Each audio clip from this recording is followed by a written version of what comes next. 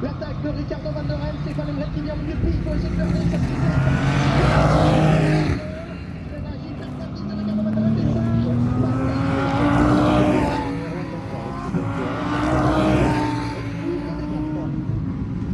double déplacement avec ses droits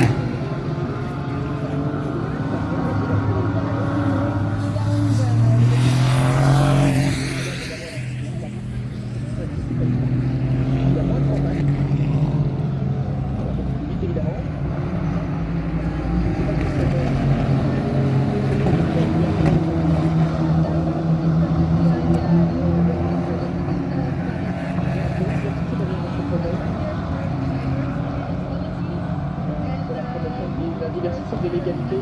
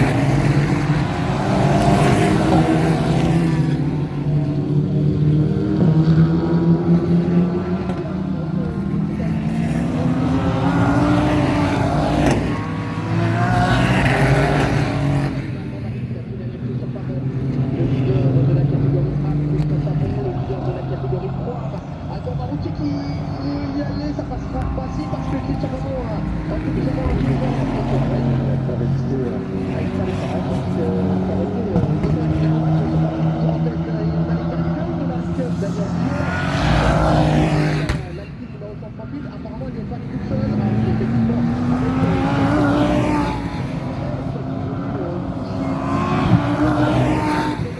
et on a l'actif des frères Jean-Laurent et Pierre de Navarro qui se retrouvent. Perspective angélique, juste avant l'équipe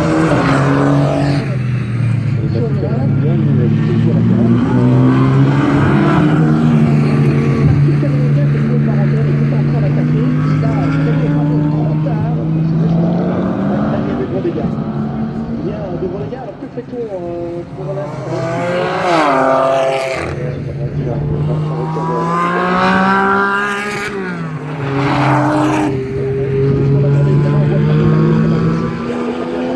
Un moment clé puisqu'on est dans la phase de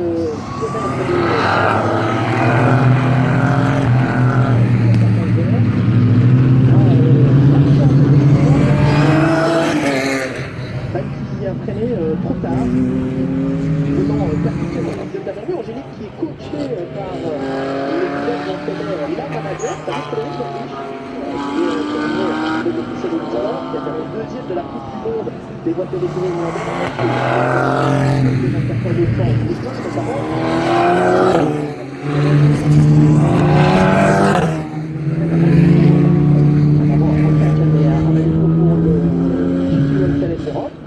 Ça va être évidemment du côté des hommes de tête, Enzo Joulier, Gaël Castelli, Stéphane Desmarais, Paul Lebrun. Oui, c'est passé quelque chose. Thomas Nicole. C'est Thomas Nicole, c'est l'équipe d'Angélique de Tavernier, Thomas Nicole. Hein. Il était pas bon, vraiment. Et il dit non, c'est bon.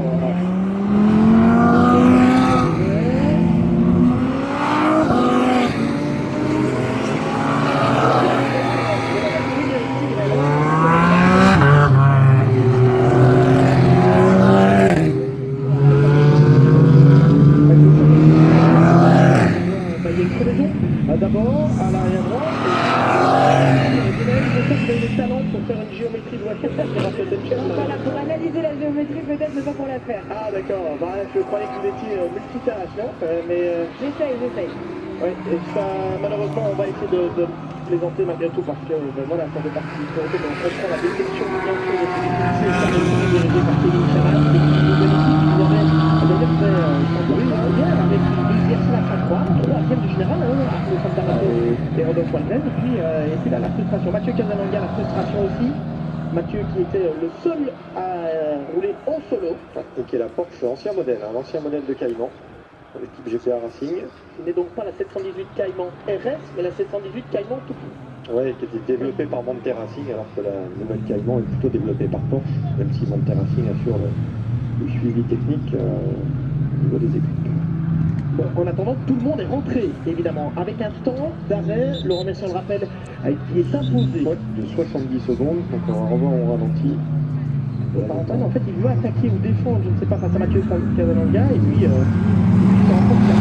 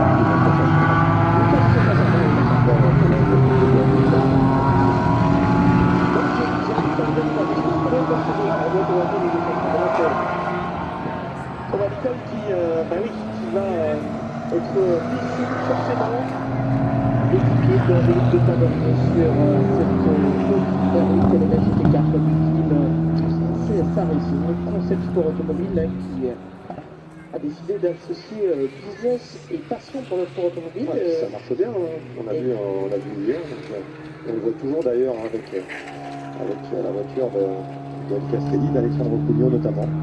Oui, alors on va justement essayer de retrouver un classement. On aurait Lonnie Martin qui a relayé Sacha Botman, qui serait en tête. Hugo Chevalier, après avoir relayé Enzo Joulier, serait en deuxième position pour l'instant. Ce qui voudrait dire qu'on a perdu pas mal de temps, Laurent, du côté de l'équipe Acodis ASP.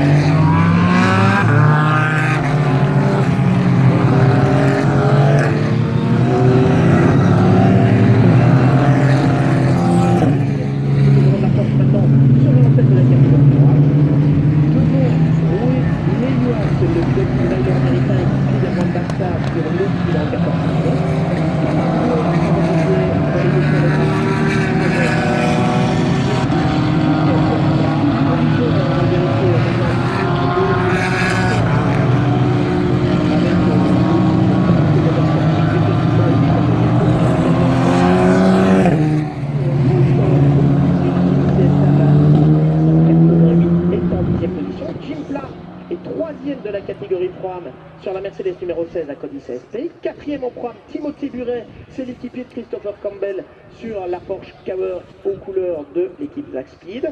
Et cinquième position pour Valentin Asclot sur l'Aston Martin Vantage numéro 13 de l'équipe Mirage Racing.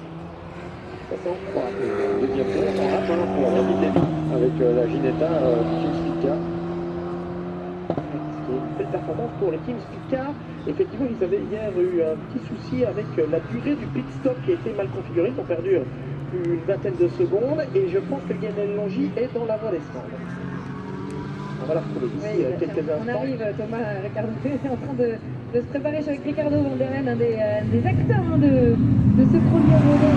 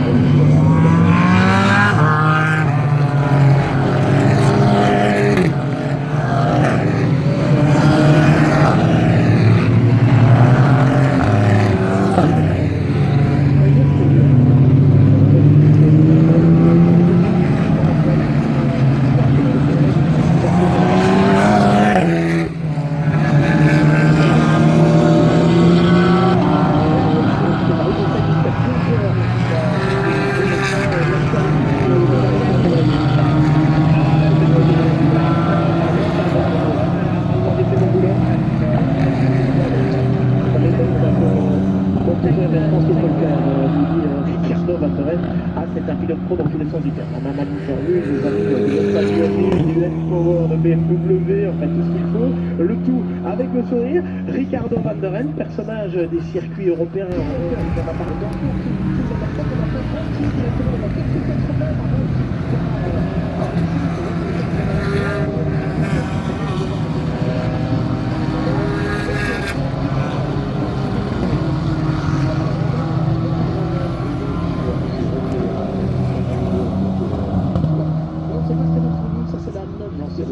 donc elle a un tour. Donc on a plusieurs voitures en fait qui sont à un tour. Attention de bien remarquer. Donc on a ces voitures-là sont à un tour. Oui, parce qu'on a Enzo Joulier, Hugo Chevalier juste derrière. Ah oui, c'est ce que vous expliquiez. Pardon, on a plusieurs voitures qui sont à un tour. Oui, ça veut dire que Lonnie Martin, là, il a un boulevard d'avance. Le temps que Hugo Chevalier arrive à se frayer un chemin dans le peloton. Et on a une des Porsche Cowher qui est au ralenti. Dans l'escargot, à la sortie de l'escargot, l'une des Porsche Cowher qui est en difficulté. Et on va voir. Oui. avec forcément la Sonatelle, puisque la 12 a abandonné.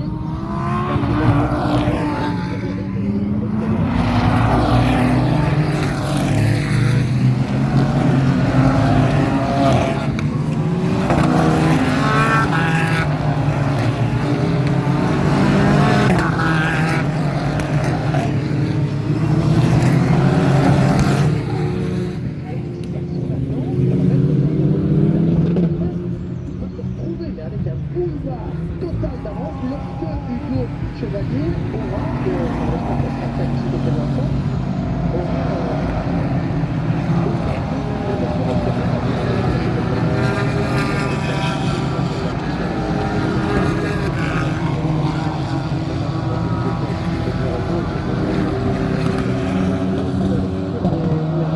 avec Pascal Hugo un peu plus tôt. Pendant ce temps-là, Hugo Chevalier est passé devant l'une des Aston, la numéro 7 de l'équipe AGS Events. Il y a encore pas mal de voitures devant. À la régulière, je ne vois pas comment Hugo Chevalier pourrait revenir sur Lonnie Martins parce qu'il y a plus de 7 secondes d'écart et pas mal de voitures encore à dépasser. Mais on sait évidemment qu'il peut se passer beaucoup de choses. On a la numéro 3 de Stéphane Tribodini qui est là. Où est Benjamin Le Sen? Il est déjà passé devant Benjamin Le Sen, donc il est en 4e position. Il est derrière Alexandre Cugnot. Il y a 4 voitures à dépasser Hugo Chevalier pour rattraper Lonnie Martins. Qui sont ces 4 voitures-là? Celle d'Étienne Chély, de Grégory Guilbert, on a Simon Gachet et on a, je pense, là, 89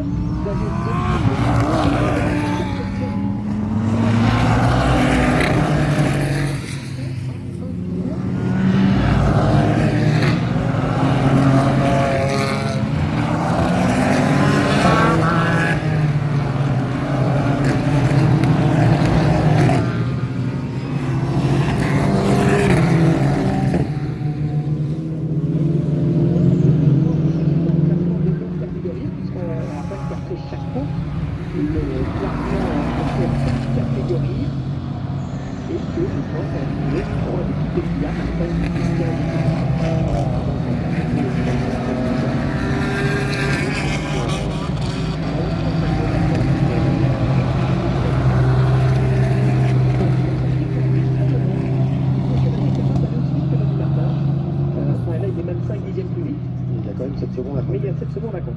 Il reste 20 minutes. Jérôme Polican qui surveille tout cela très attentivement, évidemment, en se demandant si Hugo Chevalier. Je pense que dans le clan Full Motorsport, et c'est ce que Guinel disait, ils sont les premiers à rentrer. Dès qu'on a vu l'incident, on a dit il faut rentrer maintenant, avant même que le panneau de ne soit présenté. La 6 de Lonnie Martins, au même titre que la 16 et la 111, sont sous investigation pour la vitesse dans la voie des stands. Oh, ça, ce serait dommage. Ouais. Donc la 16 aussi, c'est celle de Jim Pla et de Fabien Barthez, qui pour le moment est 9e. Ouais, et là, pour Lonnie Martin, c'est Sacha Botman qui viennent, et pour tout le petit Full Motorsport, on a réussi un coup stratégique, c'est très dommage.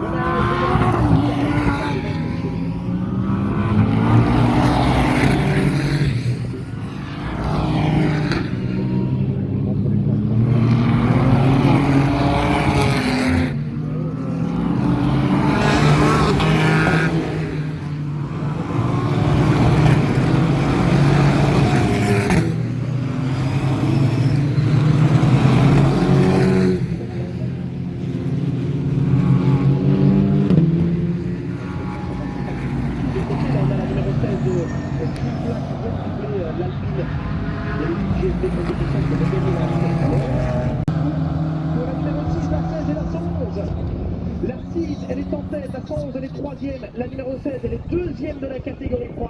Ce sont 3 ténors qui vont devoir purger un drive-through, le remercier pour excès de vitesse dans la voie des stands. Ce qui va donner du coup le champ libre à Hugo Chevalier. Eh bien, quelle course à rebondissement quand il va falloir résumer celle-là. Sachant que Hugo Chevalier et Enzo Roulier sont toujours sous enquête par rapport au départ anticipé, qui sera jugé après la course. Et pendant ce temps-là, Thomas Laurent, on a eu un certain niveau d'une seconde aussi pour Eric Remoulet qui vient de passer devant son stand à l'instant. Merci Guénel. Donc c'était la numéro 64, la Mercedes du abandonné.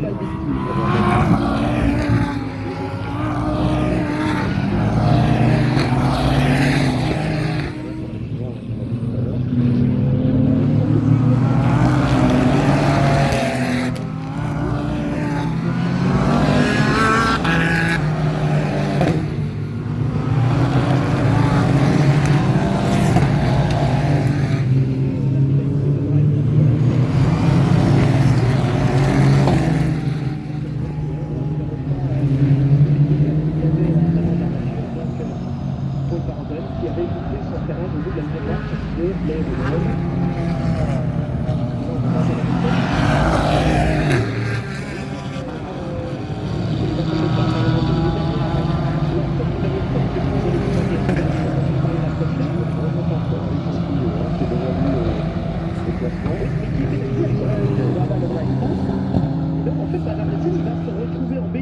Comme quoi, un jour n'est pas l'autre, vous l'avez dit, mais ça va dans tous les sens.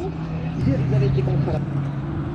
Cette épreuve, c'est reparti. C'est Lonnie Martin qui donne le rythme. Et derrière, effectivement,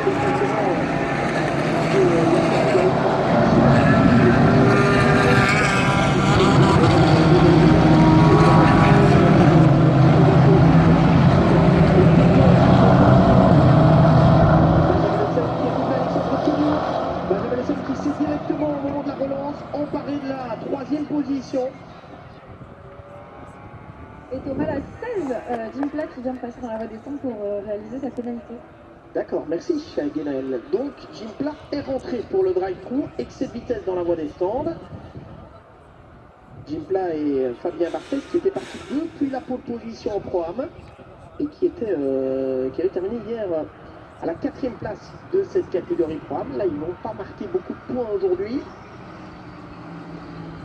Il reste 7 minutes. Lonnie Martin et Sacha Botteman vont-ils renouer avec la victoire? Ils avaient gagné l'an dernier dans la catégorie.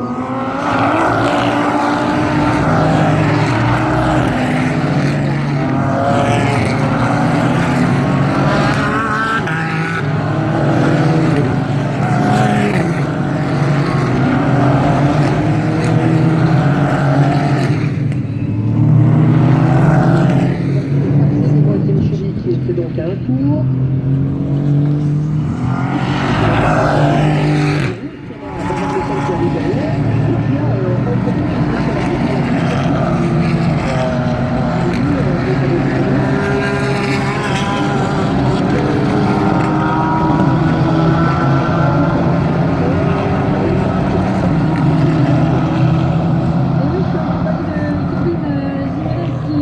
Évidemment prétend une place de choix dans la catégorie AM avec Florent Guidon, une 3e place hier, Kevin.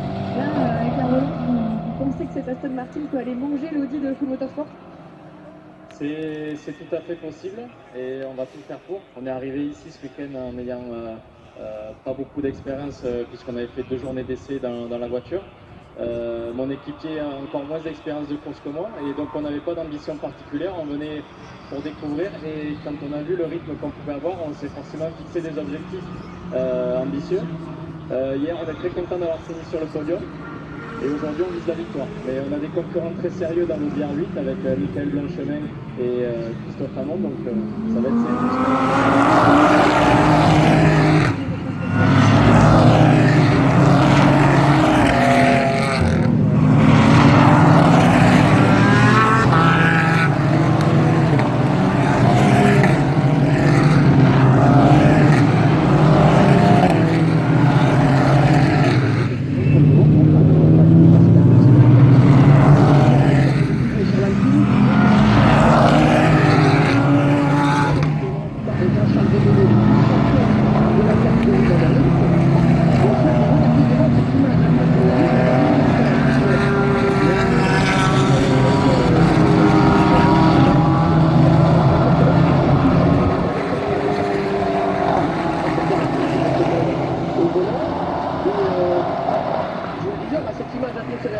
Lonnie Martin qui est attaqué par Grégory Guibert et par Simon Gachet, qui sont en train de se faire la course et qui vont plus vite que le leader de la course. Ils sont à un tour.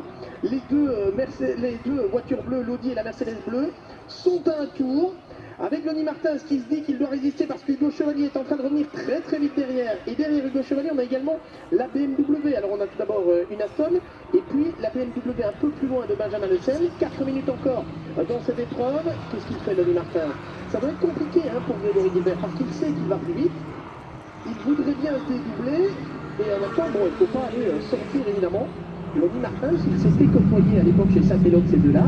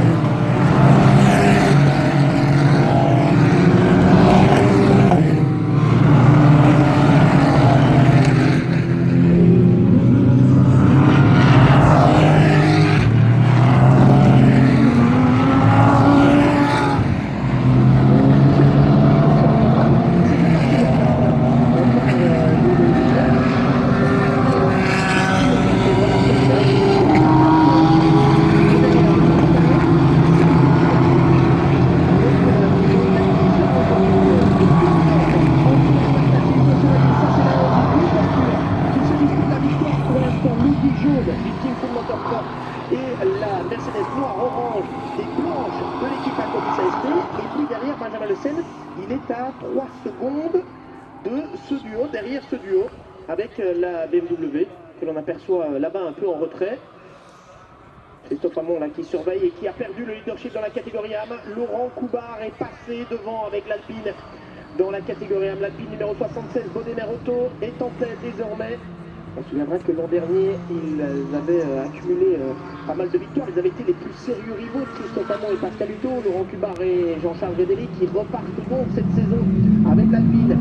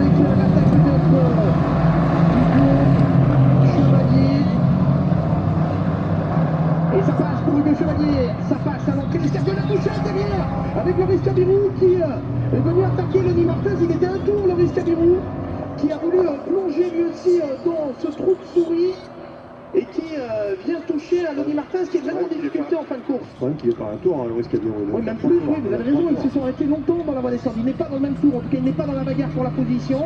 Loris Cabirou qui fait des appels à Lenny Martens, mais on est dans le dernier tour de la course, ça sert à pas à grand chose. Ah, c'est la soupe de la jeunesse du côté de Loris Cabirou qui est l'un des plus jeunes pilotes de ce peloton et qui est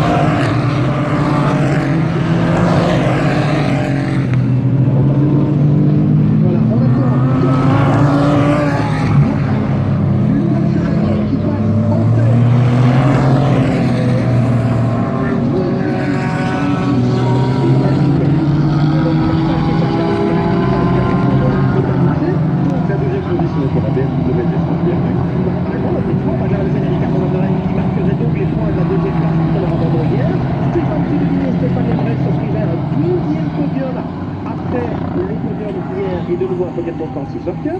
Nous avons ensuite Thomas Drouet associé à Paul Évrard sur la Mercedes numéro 88 de l'équipe Acodis ASP. Il est 5e. On va vous donner pour l'instant la position sous le drapeau. Normalement, on retire évidemment une place avec le déplacement, le drapeau noir pour l'Audi numéro 6, mais 5e sous le drapeau noir, je ne fais pas les points. Je vais vous laisser faire, on ne va pas compter les points du championnat pour l'instant. Voilà, c'est fait. On vient de retirer l'Audi numéro 6. Donc, on a Hugo Chevalier et Enzo Julier déclarés vainqueurs avec toutefois cette épée de la moto l'éventuel départ anticipé sera analysé par les officiels après l'arrivée. Deuxième, Benjamin Lucen et Ricardo Van der Ven. Troisième, Stéphane Tribodini et Stéphane Lemray. Quatrième, Thomas Drouet et Paul Évrard. Cinquième, Rui Meillois.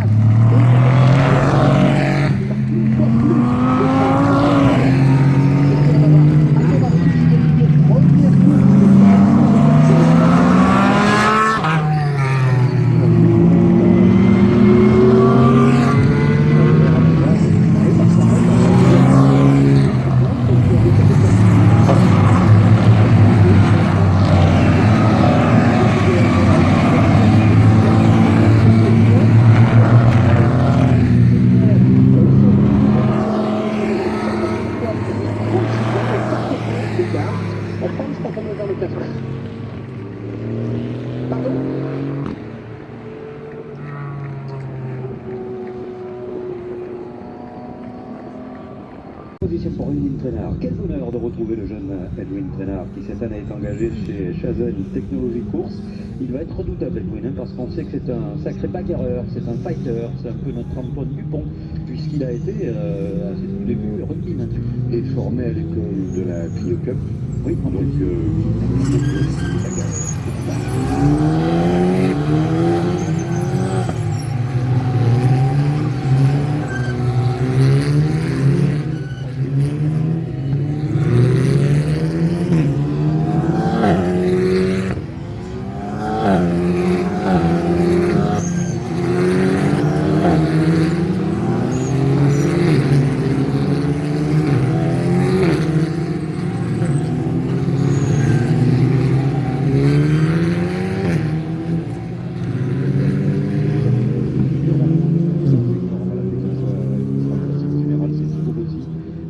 transfuge de la Clio Cup avec Herrero Racing pour écurie, pour team. Louis Maurice, exceptionnel également sur cet exercice, puisque Louis a trouvé le bon axe. Il est vrai qu'il a une nouvelle équipe et ça fonctionne bien, Jérôme. Une équipe périgourdine, basée à Périgueux, le club Racing, connu dans le rallye, et qui a apporté à tout sa première victoire moderne en rallye avec Nicolas Siamin au rallye d'Antibes en championnat de France, où l'Alpine avait mis à mal la hiérarchie des R5 favoris. Donc un team qui monte très sérieux et qui fait à la fois du rallye et à la fois du salon.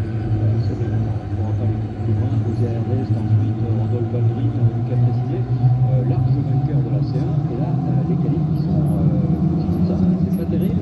Allez, c'est parti pour cette course numéro 2, et on le voit, on l'aperçoit avec sa couleur chocolat vanille, cette voiture au sein du peloton, Lucas Précisé.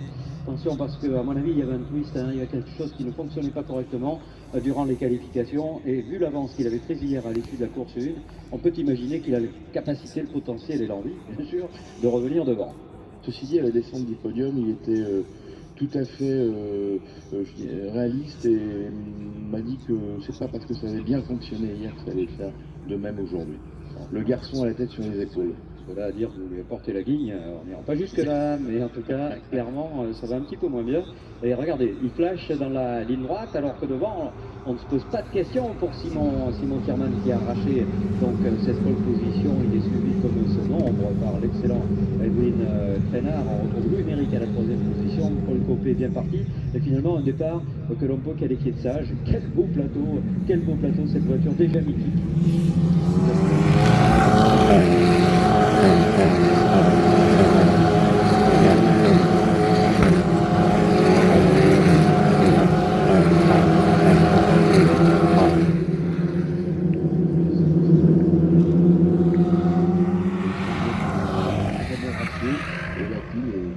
Présente en compétition grâce à la Signatec, la société, l'équipe de Philippe Simon et de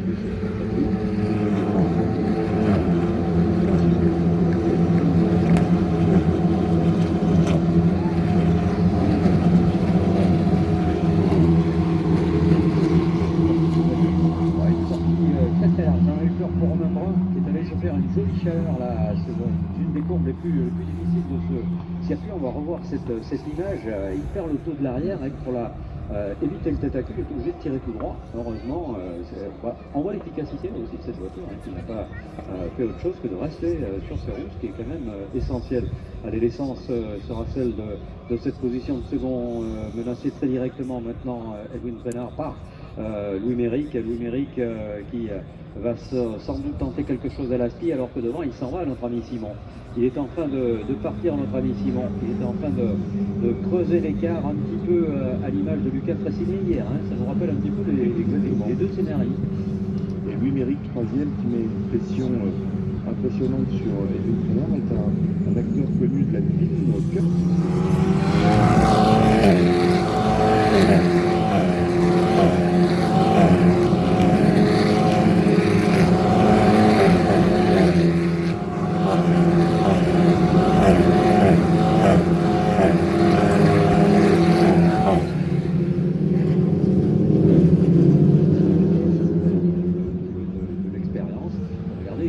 Paul Copé qui est toujours là et qui est en train d'accélérer notre ami Paul.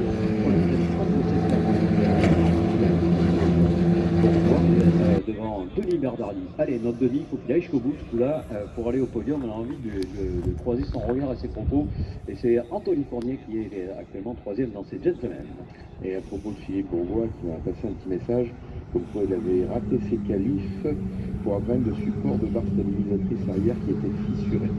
Et n'ayant pas de pièce de rechange, il a été obligé de ressouder. Donc quand je vous parlais, je crois hier, de coupe Gordini, quand vous avez monté à plus de 30 minutes, eh ben, il y a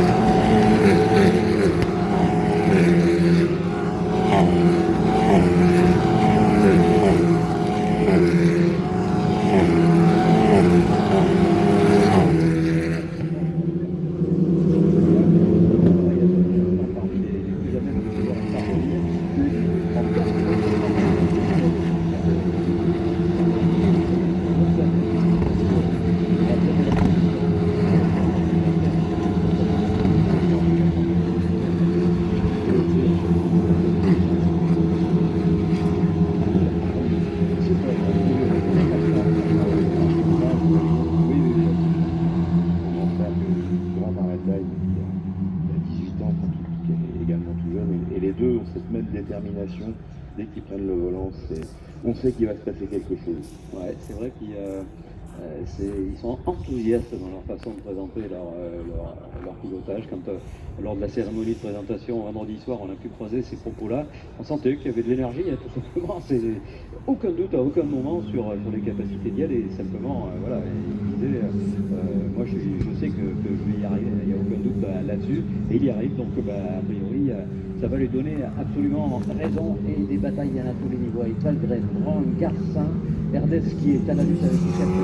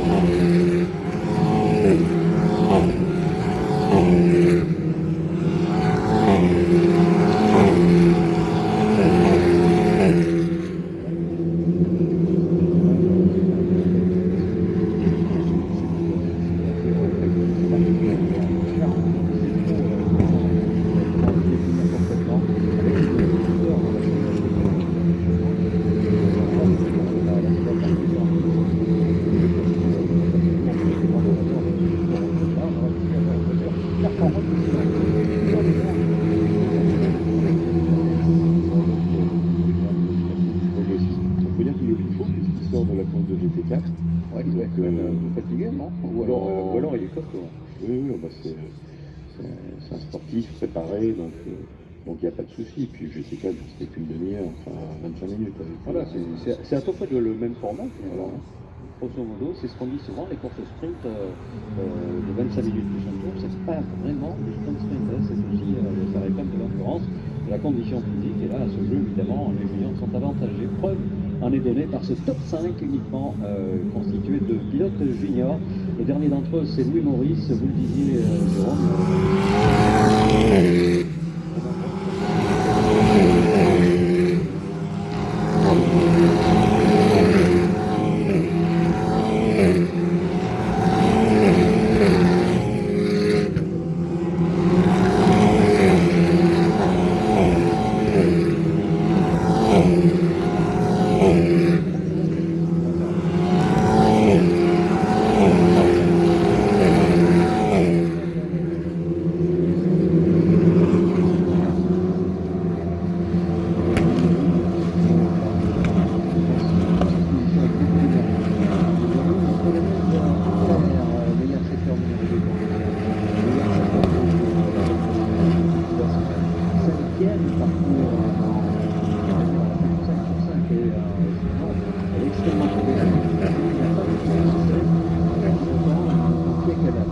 Elle vient à chaque fois de Pologne, c'est vraiment que pour ça qu'elle fait le déplacement. Et donc voilà, ça suscite là aussi beaucoup d'admiration en ce qui nous concerne. Et ça confirme en tout cas son On a audition dû du en champ. 3D cette saison. Après une très belle performance en qualif, puisqu'il était 10e.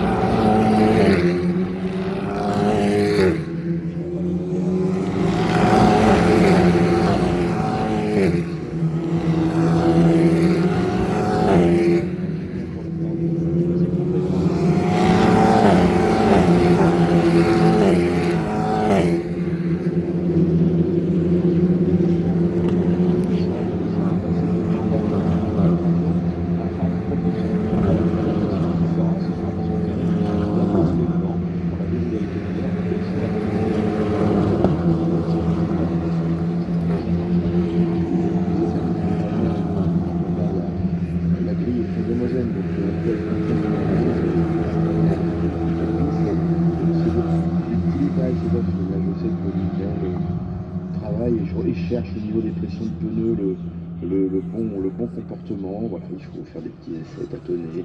Le matin il fait frais, l'après-midi il fait plus chaud, donc ce n'est pas évident non plus de faire du développement et de trouver les bons réglages sur un week-end de course. Et là, il part quasiment d'une page blanche et dans son équipe. Il n'y a pas d'autre Alpine pour l'instant. J'ai eu quelques échos qu'il pourrait y en avoir une autre d'ici très peu de temps, on verra. Si ça se confirme, ça serait bien parce qu'évidemment, les teams qui ont déjà l'expérience ont déjà des setups préétablis qui leur permettent de gagner beaucoup de temps.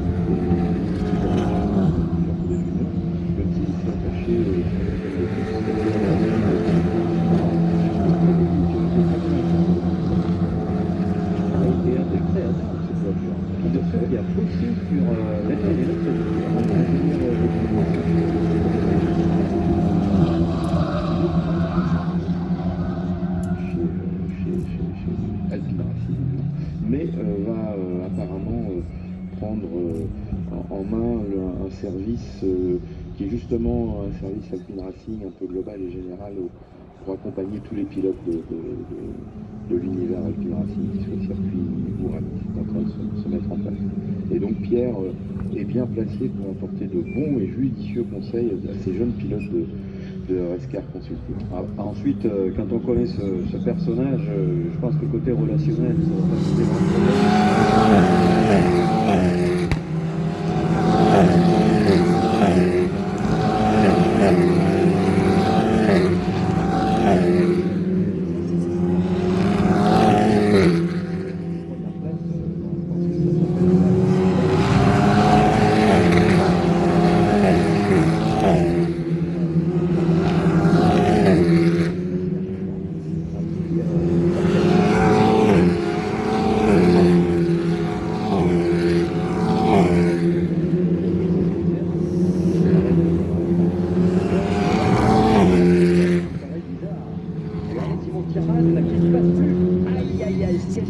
on avait aperçu 5 dixièmes seulement lors du dernier tour tout à l'heure, et là c'est la dégringolade.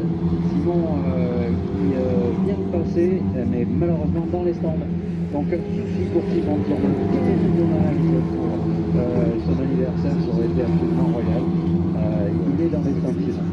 Aïe aïe aïe, quelle déception j'imagine pour lui, c'est un coup de poignard. En tout cas c'est un coup bien heureux pour tous les autres, y compris Edwin Drenard qui prend la tête de cette course. Edwin qui, j'en connais, qui doit avoir les mêmes moites là tout de suite, hein, n'est-ce pas Franck, n'est-ce pas sa maman également, et puis Louis Méric, Paul Copé, Louis Maurice, voilà, qui peuvent prétendre un petit peu plus sérieusement au podium maintenant. Ben ouais, c'est ce qu'on dit, hein, le malheur des uns, voilà, fait le bonheur des autres. Et le bonheur, est-ce qu'il est dans le camp aussi?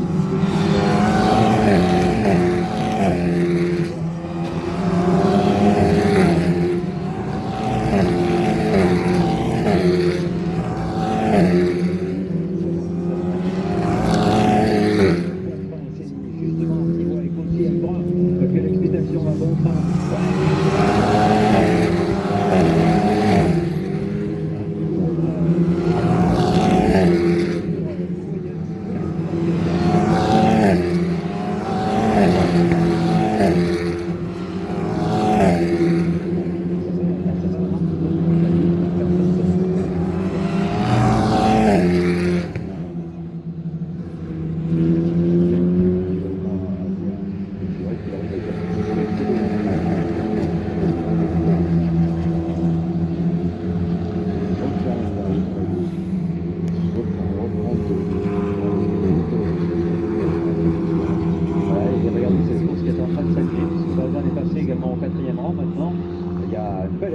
De 3 secondes à combler pour espérer aller chercher un podium au scratch, mais pourquoi pas, après tout, hein, c'est tout à fait vraisemblable. On va regarder les rythmes imposés par les pilotes, 35-35 pour les 3 premières voitures, ensuite on est au-dessus. Il n'y en a qu'un qui arrive à rouler dans ce même rythme, c'est Romain Brun. Alors d'où sort-il ce Romain Brun-là? Bien écoutez, John Cartman, je ouais, crois. un garçon qui nous surprend, qui nous épate, qui nous éclate sincèrement.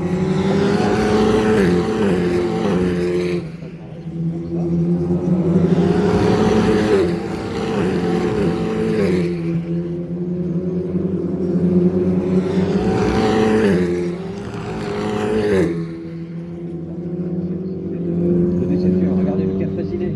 Lucas Fressinet qui est en galère également.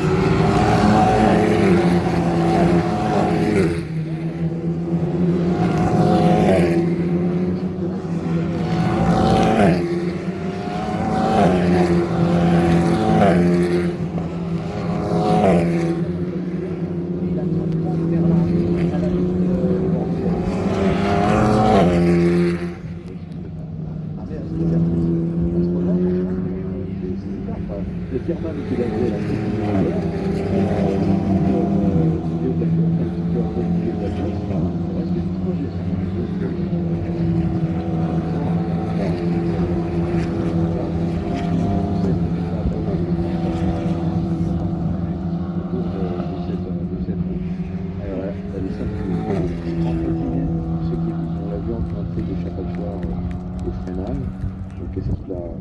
au moment du freinage. Ouais, bien vu, mesdames et messieurs, d'applaudir, hein, parce que là, je peux vous dire qu'il a gardé son casque un peu sur la tête, hein, pour pas qu'on voit peut-être sa grosse déception. Là, ça peut coûter cher, hein, une histoire comme ça sur un championnat qui va être de toute manière extrêmement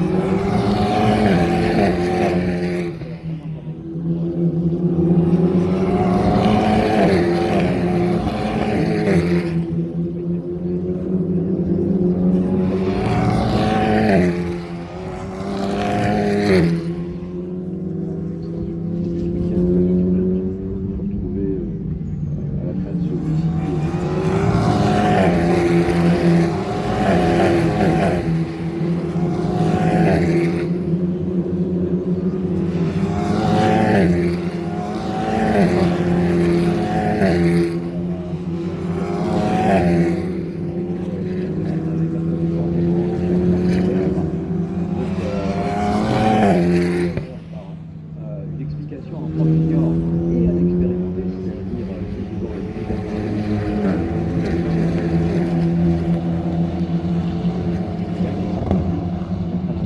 des talents qu'on a déjà aperçus.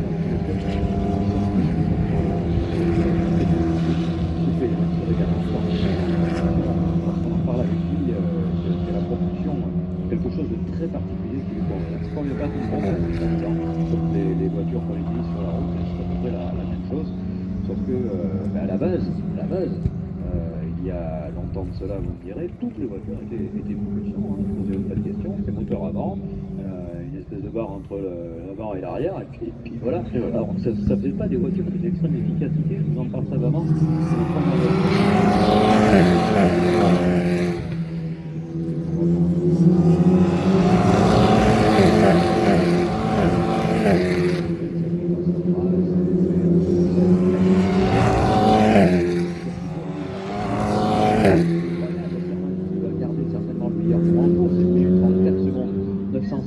Pour aller à pratiquement 140 de moyenne sur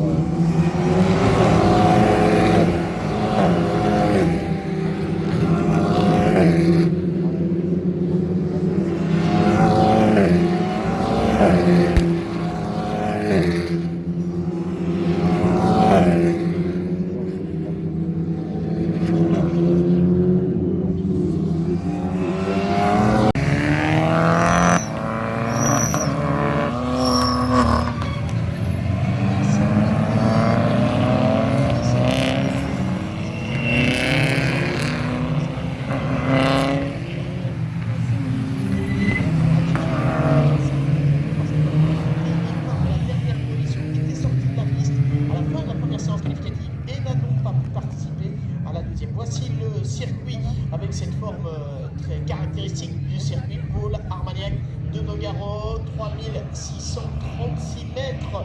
C'est la longueur totale de ce tracé qui combine un peu tout. Il y a quelques courbes rapides, pas très haute vitesse, mais des courbes qui passent relativement vite. On a aussi du très technique, on peut le deviner, le comprendre, notamment avec l'escargot, cette double épingle droite-gauche dans la première partie du circuit, et puis des portions plus techniques également à la fin. Voici la BMW qui va s'effacer d'ici quelques instants et laisser donc la place et la lutte avec un Florian Brichet qui doit être incisif. S'il veut aller chercher une victoire face à Teddy Clairet, il doit essayer de le surprendre dès le début de course, prendre directement son rival à la gorge. Est-ce que c'est possible? Teddy qui a beaucoup de métier, beaucoup d'expérience.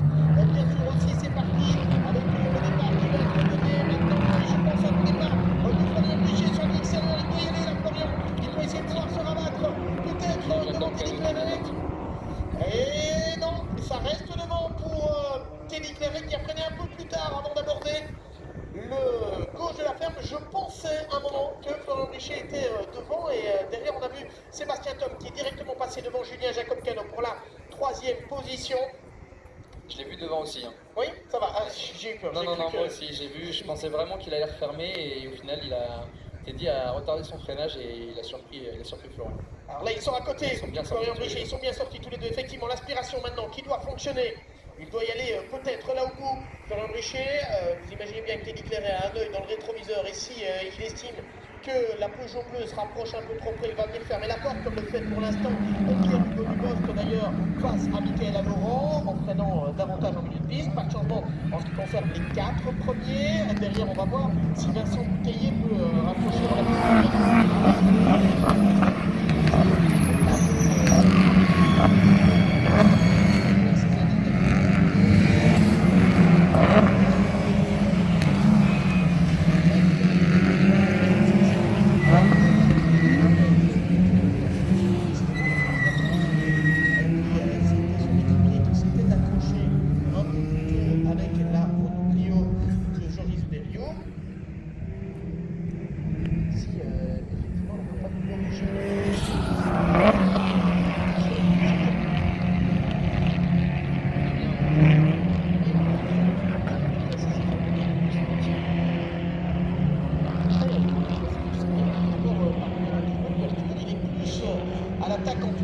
décidé à prouver qu'il n'a pas terminé 3e et meilleur pilote Peugeot par hasard du championnat l'an dernier, parce qu'il avait été devancé par les 2 BMW de Steven Pallet et de Ricardo Van der Ven, qui avaient pu démontrer toutes les qualités de cette BMW M2 CS Racing, avec des voitures qui sont un peu plus difficiles à piloter sur la durée, notamment à la fin des courses avec des pneus qui ont tendance à se dégrader un peu plus vite que sur les Peugeot. On revient avec la lutte ici au bout de la ligne droite. Est-ce qu'il peut déboîter Florian Brichet? Il est un peu loin. Il est un peu loin.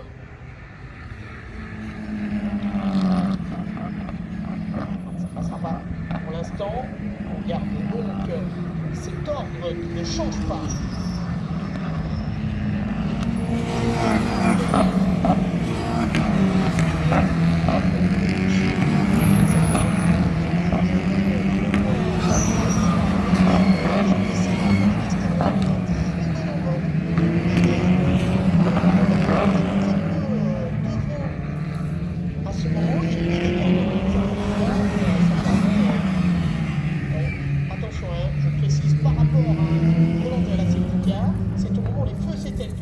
Donc on ne peut pas se dire qu'il a volé le départ parce qu'il était devant à hauteur de la ligne. C'est important de le préciser.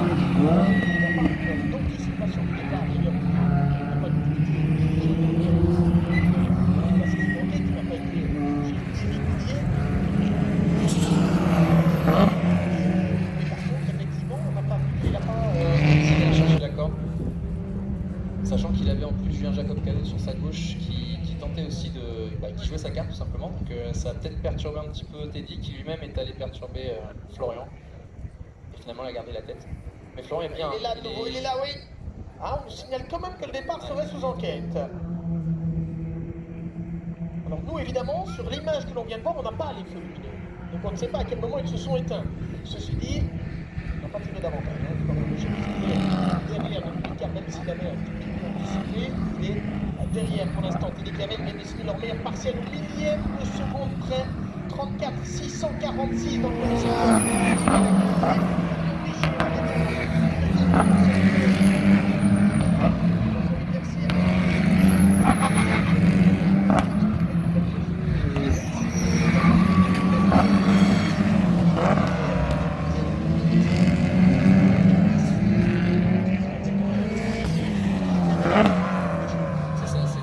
C'est le mystère à chaque fois. On ne sait pas si elle a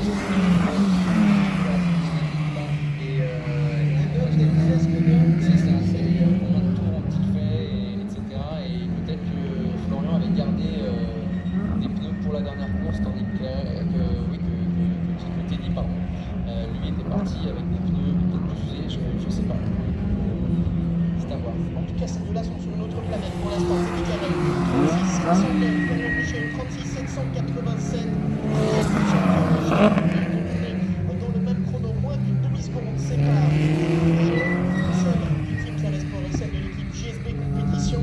Sébastien Thom pour le team Claret Sport et Julien Jacob Cano sur la 77 de TRMR Performance by GSB, sont 3e et 4e. Pierre-Hugo Dubos 5e, Mickaël Laurent 6e. Vincent Bouteiller est revenu en 7e position avec un dernier tour en 1:38 723. Ça veut dire que Vincent Bouteiller, il est à peu de choses près dans le rythme de Sébastien Thom et de Julien Jacob Cano. Donc s'il parvient à un moment à faire la jonction, il peut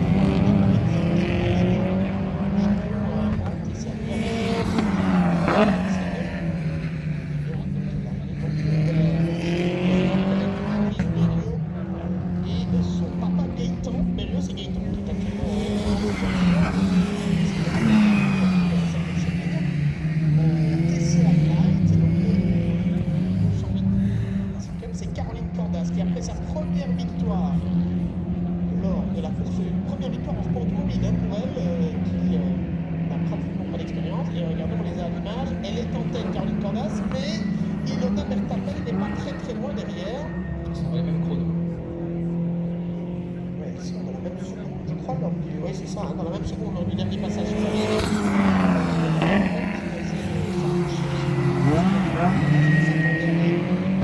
Celle-là, avec d'une part une jeune pilote qui revient du karting et qui a déjà démontré en karting toute son aptitude derrière un volant, avec Montoureau qui va ça champion de France féminin. Et puis il va leur parler de l'expérience qui vit notamment dans les rencontres de jeux sport. Oui, qui a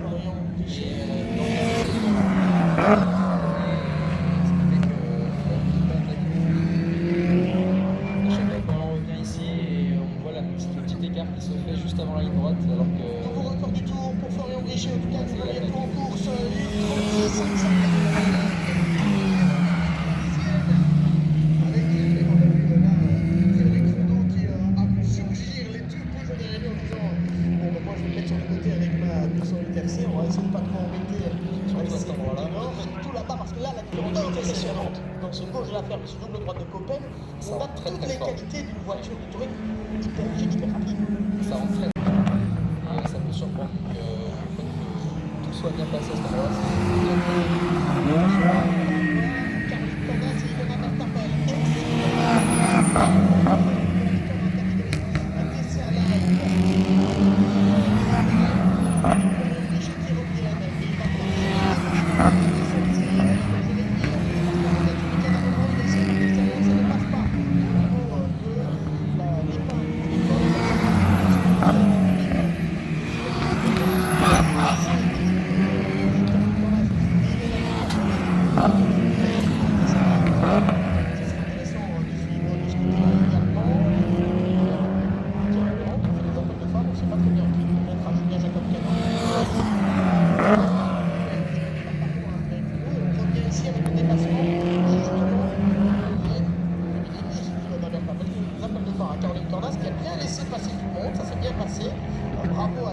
aussi on apprend à regarder dans les rétros aussi dans cette catégorie, tout en trouver des courses.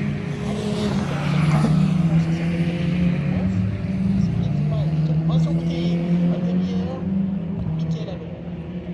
Est-ce qu'il peut y aller Vincent Boutet? C'est chaud là-bas pour... Et ici c'est risqué, hein. Quand on y va c'est qu'on est sûr. Voilà. Et au niveau du départ, il n'y aura pas d'enquête supplémentaire ou complémentaire, donc le départ a été validé. On vérifie du côté de la lutte, le commissaire sportif, à quel moment, après l'extinction des feux, en tout cas, apparemment, Florian, je sais pas, il était bien sorti.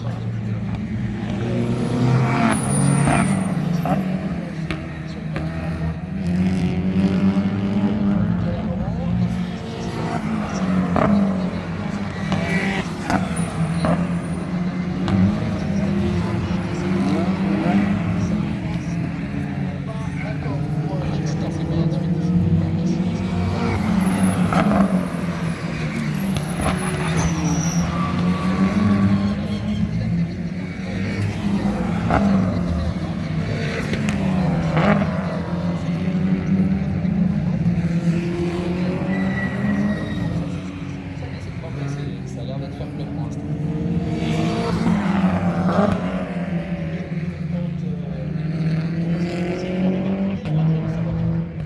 Vous savez comment faire?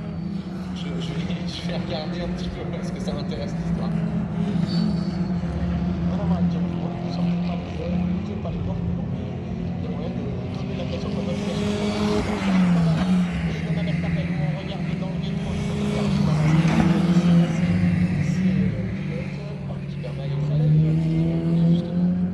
c'est l'inconvénient à chaque fois quand on se fait dépasser, quand on est en 208, c'est que ça permet aussi à notre poursuivant de remonter, c'est ce qui s'est passé. Ah oui, tu peux monter ou tu... Enfin, ça dépend. Dans ce cas-ci, on peut remonter. Si la Peugeot s'était intercalée entre les deux, ça aurait pu... ça aurait pu un 36-6 lors du dernier tour pour Teddy Kerr, qui vient de signer son meilleur chrono personnel. Ce n'est pas le record du tour. Toujours un mètre à la pipe de Florian Richard, 36-5.